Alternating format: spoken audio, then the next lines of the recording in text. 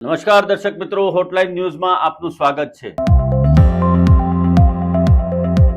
દિવસે ને દિવસે ગુજરાતની અંદર સાયબર ફ્રોડની ઘટનાઓ વધી રહી છે અને વૃદ્ધોને કે સિનિયર સિટીઝનોને ડિજિટલ એરેસ્ટ કરી અને તેમની પાસેથી પૈસા પડાવવાનું પણ હજુ પણ ચાલુ છે। પોલીસની સતત નજર હોવા છતાં અને લોકોમાં જાગૃતિ ફેલાવવામાં આવી હોવા છતાં લોકો આ સાયબર માફિયાઓની જાળમાં ફસાઈ જાય છે અને એમને છેતરપિંડીનો ભોગ બનવાનો વખત આવે છે। આવી જ એક ઘટના અમદાવાદમાં બની છે। અમદાવાદના અંદર રહેતા અને સિનિયર સિટીઝન એવા દશરથભાઈ પટેલે સાયબર ક્રાઇમમાં પોલીસ ફરિયાદ નોંધાવી હતી કે 3 ફેબ્રુઆરીથી 6 ફેબ્રુઆરી દરમિયાન સંદીપ રાવ નામના વ્યક્તિએ એમને ફોન કર્યો હતો અને પોતાની ઓળખ મુંબઈના કોલાબા પોલીસ સ્ટેશનના અધિકારી તરીકે આપી હતી।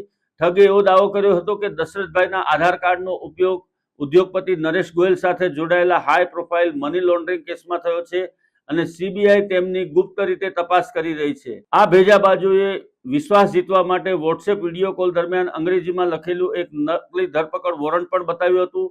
તેમણે વૃદ્ધને ધમકી આપી હતી કે મની લોન્ડરિંગ કેસમાં જામીન મળતા નથી।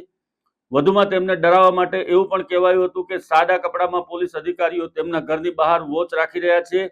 વૃદ્ધ એટલા બધા ગભરાઈ ગયા હતા કે તેમણે આ વાત પરિવારને પણ ન કરી હતી અને ફંડ વેરિફિકેશનના નામે ઠગોએ તેમના બેંક ખાતા અને ફિક્સ ડિપોઝિટની તમામ વિગતો મેળવી લીધી હતી।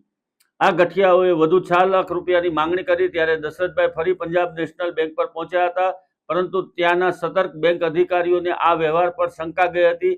તેમણે ટ્રાન્ઝેક્શન અટકાવ્યું હતું અને વૃદ્ધને સમજાવ્યું કે તેઓ સાયબર છેતરપિંડીનો શિકાર બન્યા છે। ત્યારબાદ તુરંત 1930 હેલ્પલાઇન પર જાણ કરવામાં આવી હતી। અમદાવાદ સાયબર ક્રાઇમ બ્રાન્ચ પોલીસે અજાણ્યા શખ્સો સામે આ અંગે ગુનો દાખલ કર્યો છે અને બેંકના ખાતાઓની વિગતો પણ મેળવી છે।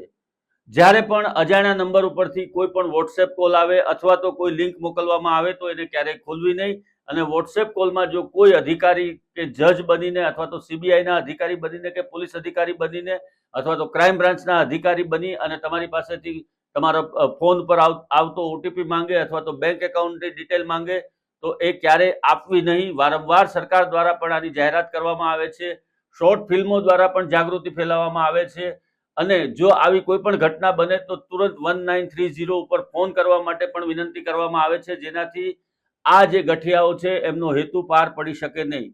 એમ છતાં પણ શહેરમાં સિનિયર સિટીઝનોને ડિજિટલ એરેસ્ટ કરી અને એમની પાસેથી આ રીતે રૂપિયા ઉસેટવામાં આવી રહ્યા છે, જે ખૂબ ગંભીર બાબત છે।